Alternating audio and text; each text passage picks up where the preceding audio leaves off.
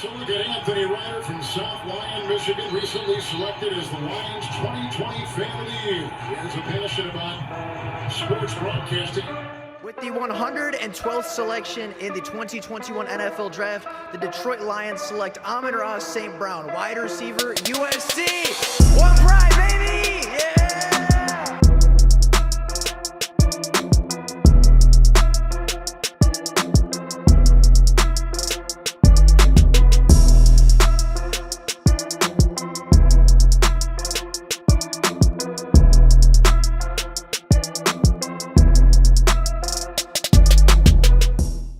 The Detroit Lions are in the very early stages of their 2024 offseason. They have brought back Ben Johnson to be the offensive coordinator. They have brought back Aaron Glenn to be the defensive coordinator. They have brought back a majority of their coaching staff from the 2023 season, with the exception of hiring brand new defensive line coach and run game coordinator in Tyra Williams to come in and add a little bit more support to that defensive line.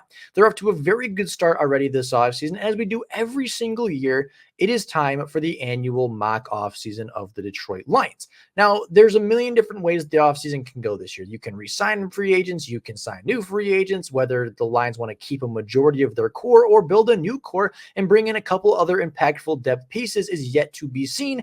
But this is how I see the Detroit Lions attacking the offseason. If you disagree, by all means, let me know down in the comments below. Who do you think the Lions should re-sign? Who do you think the Lions should attack in free agency? Who do you think the Lions should attack in the NFL draft? If you disagree with any of the process throughout this video, let me know down in the comments below. There's a million ways this offseason can go, and this is just one of the very many outcomes. So with all that being said, let's get into taking a look at re-signing the Detroit Lions' current free agents. Now, I have the Detroit Lions re-signing 11 free agents this time around. The Lions have about 25 to 30 free agents this year, and I think they're going to let a lot of their core go, at least a lot of their depth go, and I think they're going to replace it with a lot of young players from the draft, as well as quite a few free agents from the market. Now, I do think the Lions will re-sign a lot of their major core players from this year. That includes guys like Graham Glasgow, Jonah Jackson, Brock Wright. I think Khalil Dorsey will be back, Scott Daly, and all of the guys like that. But I also think they're going to let a fair number of guys go, including maybe some Craig Reynolds. I think that Josh Reynolds could potentially be on his way out the door, and a couple other guys that you might expect to be re-signed, I think just might not fit within the cap space or within the realm of possibility. So that being said, let's get into taking a look at the guys I would re-sign. First off is going to be Graham Glasgow. The starting left guard as well as the backup center for the Detroit Lions was crucial this year. When Frank Ragnow left with injury, Graham Glasgow stepped in. When Halapaloe Vaitai went down with injury early in the season, Graham Glasgow not only stepped in, but did such a good job that he ended up earning the starting guard spot for the remainder of the season. I think the Detroit Lions give him a healthy pay bump this year from a one-year deal for $5 million. That would make him the 11th highest paid right guard in the NFL. I think that is very much what he is worth. He plays two different positions, so if you think it's a little bit steep for a guy like Graham Glasgow, he plays two positions. You're essentially paying your starting right guard and your backup center with one contract, and I think it'd be very smart for the Lions to bring back arguably the most versatile tool on their offensive line. And then I know this one's going to be controversial, but I do think the Lions bring back Jonah Jackson. I know he misses 3 to 4 games a season. I know he misses roughly a month of the year not being on the field and being on the injury report. But when he is on the field, the Detroit Lions are such a significantly better run game. They have such a significantly better offense. The offensive line plays so much better with Jonah Jackson on the field. And I think he has earned a 3-year, $27 million contract. That is roughly $9 million annually, making him the 7th highest paid guard in the NFL. I think it's a great contract for Jonah Jackson. It's something I think the Lions can work around. If he gets hurt, I think that you make it a lot of it being incentive-based, a lot of it being earnings-based, and not so much of it being guaranteed.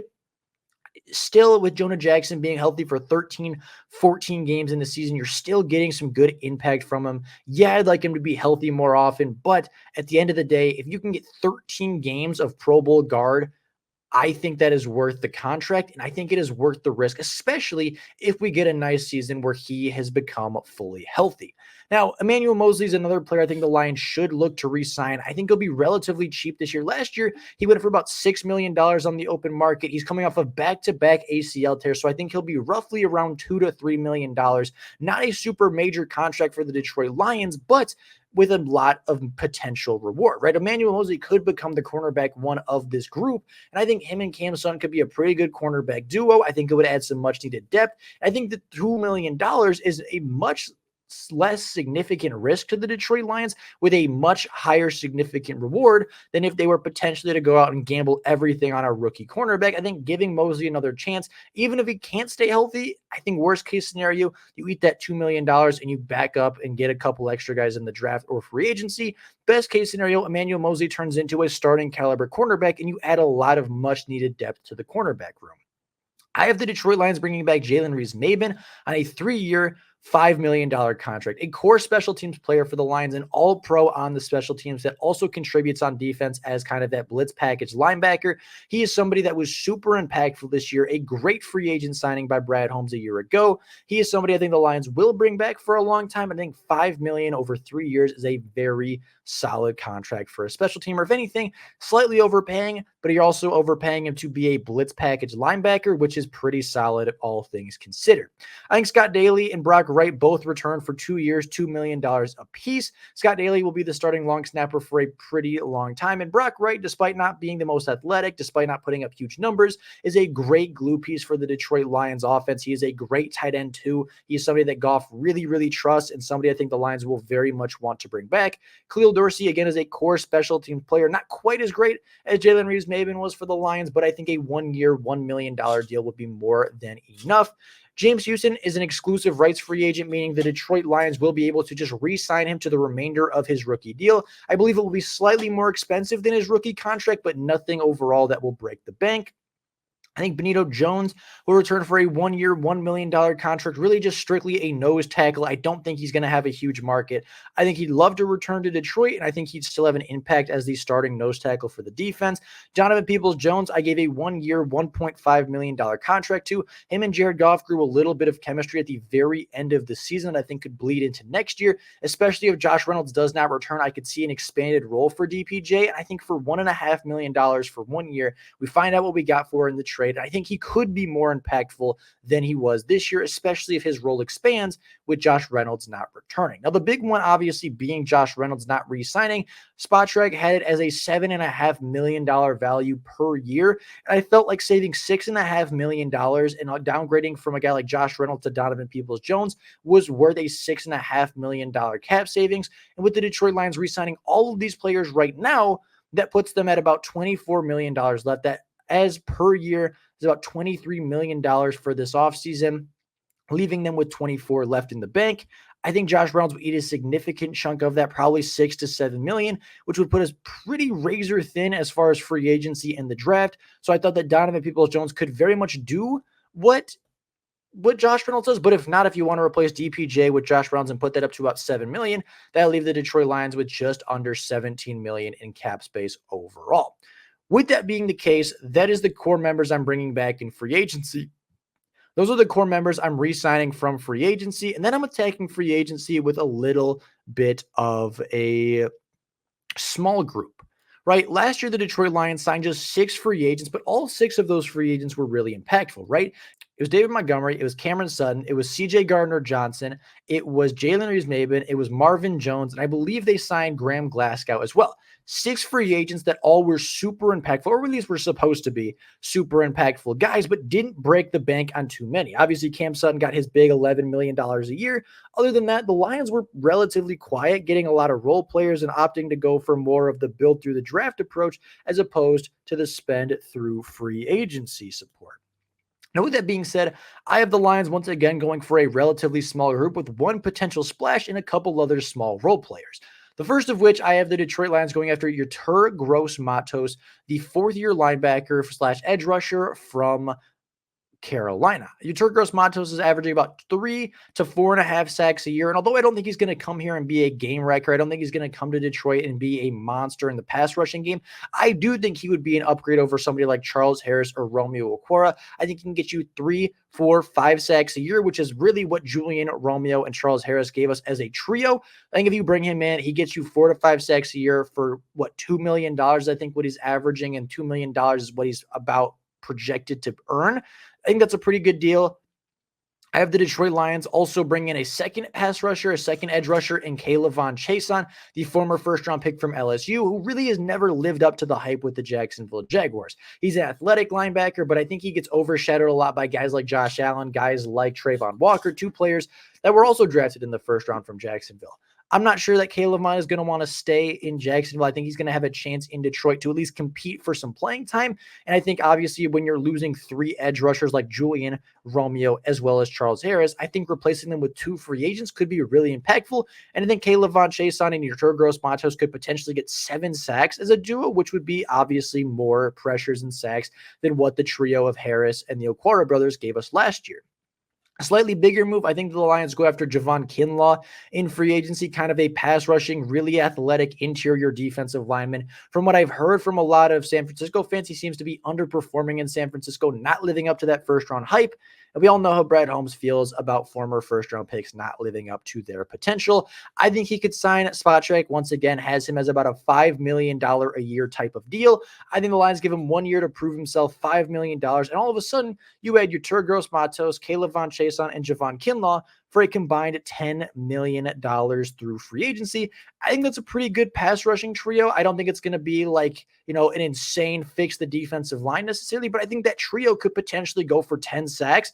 I think that's a pretty good deal for $10 million across 3 players. And then I do have the Lions making a splash. I obviously have the Detroit Lions keeping Cam Sutton on the roster. I have the Detroit Lions re-signing Emmanuel Moseley for $2 million. But I think the insurance policy is going to be Christian Fulton, the cornerback from Tennessee. Christian Fulton is a really, really good young cornerback. I believe only 26 years old, coming off of a really good year in Tennessee and a really good career in Tennessee through the first 4 years. He is somebody that turns the football over, is really athletic, has the long speed, has the ability to take away a good wide receiver one. And I think that if he, Moseley, and Sutton were your starting cornerback trio, they would be a really good trio, right? Obviously, you have Brian Branch in the slot, so you'd have to kind of work that around with Cameron Sutton. You'd have to obviously put one of them probably closer to the bench. Ideally, Moseley would kind of start slow and ideally come in and take more reps, and they could kind of split that on and off as to who's having a better game, who's working better at the time, right? If one player gets hurt, you obviously have that insurance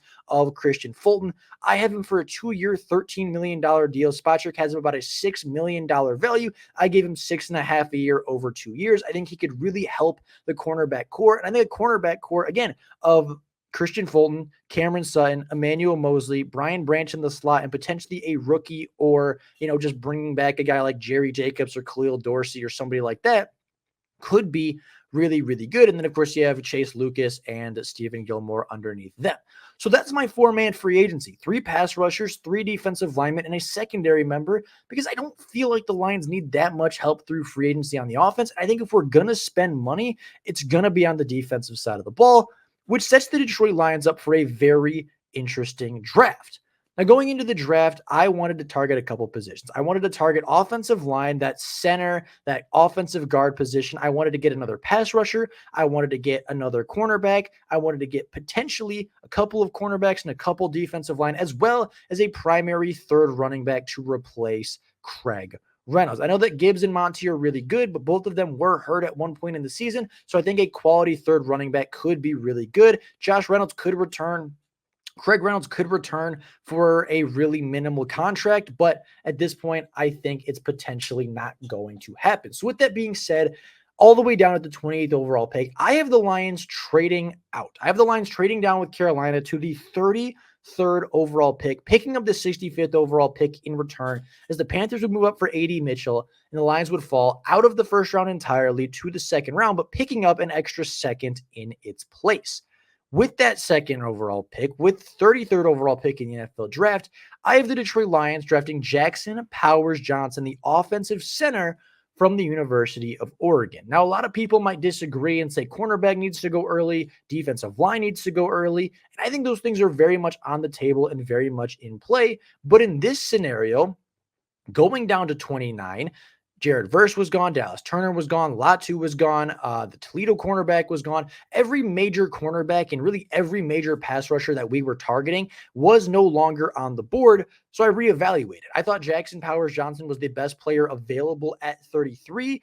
I thought he was a player that could obviously back up Frank Ragnow early, be that support system if Jonah Jackson goes down, and obviously be the long-term answer if either Frank Ragnow retires early due to injuries or when Graham Glasgow eventually retires, who's already 31 years old. It gives you really a versatile piece on the interior of the offensive line, can play any of the interior positions really, really well, and I think gives you a future insurance policy. And honestly, I think putting him next to Penei Sewell and in between Ragnow and Sewell could lead to a lot of really fun blocking schemes. Moving down towards the next layer of the draft, I have the Lions actually trading up. They trade up from, I believe, the 61st pick to the 58th pick with the Green Bay Packers, and they're trading up for Darius Robinson, edge rusher from Missouri, a player that is built really big for an edge rusher, a player that I think could start alongside Aiden Hutchinson as that opposed pass rusher guy opposite of Aiden Hutchinson. He was really productive at Missouri, really productive in the SEC, had a great Senior Bowl. He's had a great offseason. I think he's going to go relatively high. And honestly, 58 might even be a little bit too low on him. But I think if he's there, the Lions will trade up. They will make a move, and they will go get a pass rusher to put next to Hutchinson. Going down a couple picks later at pick 65, I have the Detroit Lions attacking the offense as they take Jace McClellan, wide receiver from Washington, kind of the second option on that Washington offense, even the third option on that Washington offense, but a big wide receiver, somebody that has more of the play style, has more of the body archetype of a Josh Reynolds. I think he could be a big-time wide receiver for the Lions. I think he could kind of shore up that wide receiving core, which would put you then with a wide receiving core of Amon-Ra St. Brown, Jameson Williams, Donovan Peoples-Jones, Khalif Raymond, and then, of course, your fifth wide receiver, you have, either Antoine Green, and then your sixth wide receiver is Jace McClellan. I think that's a really good wide receiving core, some size, some speed, some separation, all different kinds of archetypes, all different kinds of play styles, and I think it would really help the Detroit Lions to add one more weapon, especially if they lose out on either DPJ or Josh Reynolds this offseason. At the 73rd overall pick, I have the Lions selecting Kyer Jackson, the cornerback from Oregon. A big 6'3" cornerback, doesn't allow a lot of separation, gets his hand on the football, good ball skills. I think he could be developed into a cornerback one early, and I think he could play quite a bit if he was needed. Obviously, in the scenario sitting behind Mosley and Fulton and Sutton, he wouldn't have to play immediately, but I think he could if he was called upon to do so. Then there's a big gap. Going down to the 162nd pick, I have the Detroit Lions drafting Justin Ebogibi, I believe is how you say it, the defensive tackle from Alabama. He was a really productive interior guy at Bama, kind of an older prospect, which is why he's all the way down at 162, but adding some more size, adding some more pass rush to the defensive line, I never think will hurt. At 206, I have the Lions selecting Shi Smith-Wade, the cornerback from Washington State, slightly undersized, but had a really good Senior Bowl, had a really good season with Washington State, and I think he could be a decent slot cornerback option if the worst case scenario, potentially replacing a guy like Will Harris. And then all the way down at 246, 3 picks before Mr. Irrelevant, I have the Lions selecting Jace McClellan, running back from Alabama, a player that I think is really good between the tackles, is kind of a really good power back. I think kind of a combo between David Montgomery and Jahmyr Gibbs. I think he has a little bit of speed, a little bit of power. I think he has a lot of different attributes to like at running back. He's got good size for the running back position. I think he'd be a really good running back 3, and then potentially adding a running back 4 through the draft, or just pushing Craig Reynolds for that running back 3 position. So with that being said, and at the end of that draft, we also get an extra 6th round pick from the Green Bay Packers. So with all that being said, that is how I see the Detroit Lions offseason playing out. I think there's going to be some heavy emphasis on retaining key players from last year, a heavy emphasis on kind of rebuilding, restructuring that defensive line, adding Guitar, adding, Javon Kinlaw, adding Clavon Chason, adding, obviously in the draft, adding guys like Darius Robinson and Justin from Alabama. I think there's going to be a lot of opportunities to improve the defensive line. I think you get a couple players in the secondary. You get a big play wide receiver on offense. You get an offensive guard / center on offense. I think that would set the Lions up with a lot of depth purposes. I think the Lions would be in a really good position going forward.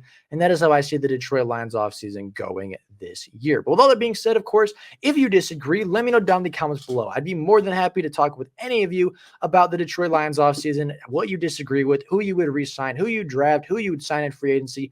I'm very curious what you guys have to say. With all of that being said, that's all I got for you guys right now. Thank you all so much for watching. And until next time, and as always, go Lions.